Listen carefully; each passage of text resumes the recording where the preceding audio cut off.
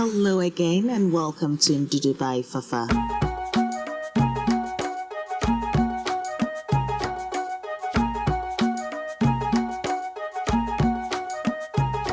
Hello everyone, my name is Fafa Gilbert and welcome to my creative African cooking channel Ndudu by Fafa.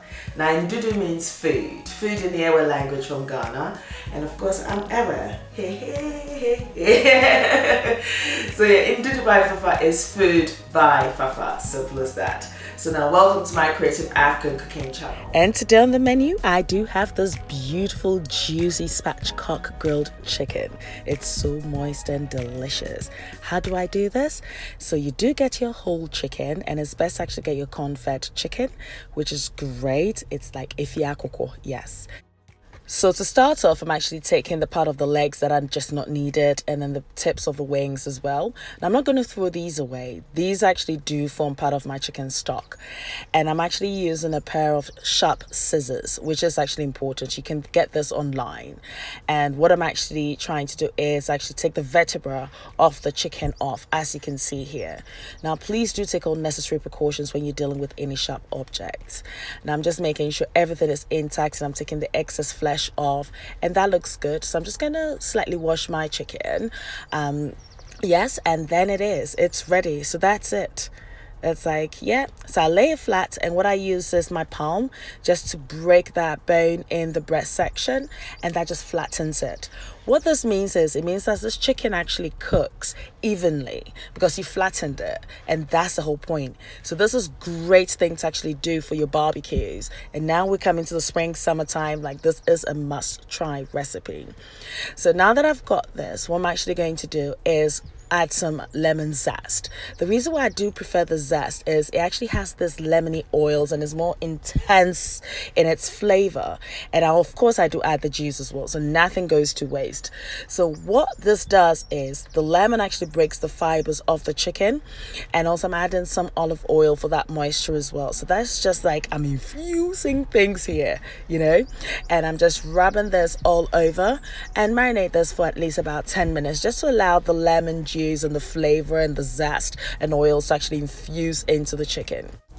Now moving on to the marinade. So with my ginger, which I actually do not like peeling the skins because the nutrients are also in the skin. So what I do is actually wash the ginger till it's clean. I've got 2 cloves of garlic, and I've also got 1 large onion. So I'm going to blend this together, but of course I'm going to be adding my smoky dried red chilies that I've actually just soaked in water.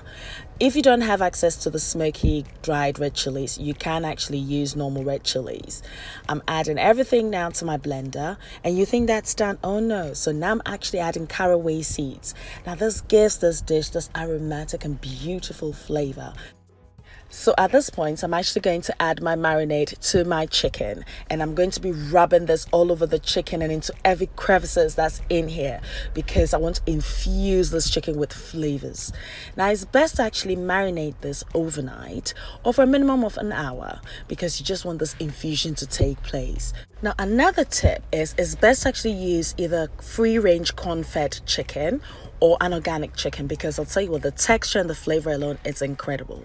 Now to ensure that you're actually flavoring and infusing all the flavors everywhere, create a pocket between the breast and the skin and actually infuse it with that marinade as well, because the breast can be bland.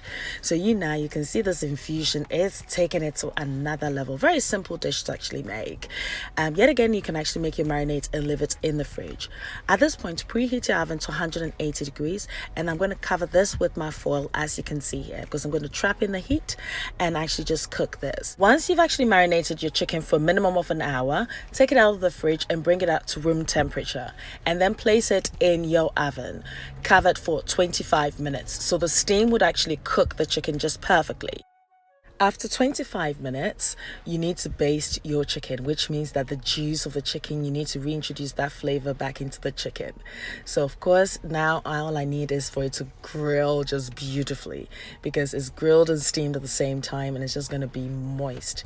So after another 20 minutes, here you have your pièce de résistance, and this is like hot and beautiful.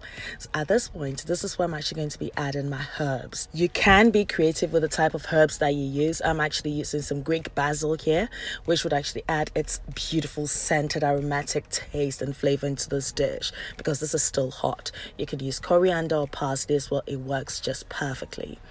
Now I need that crunch as well. So I've actually sliced some onions, and I'm also adding the onions. So at this point, this is actually hot.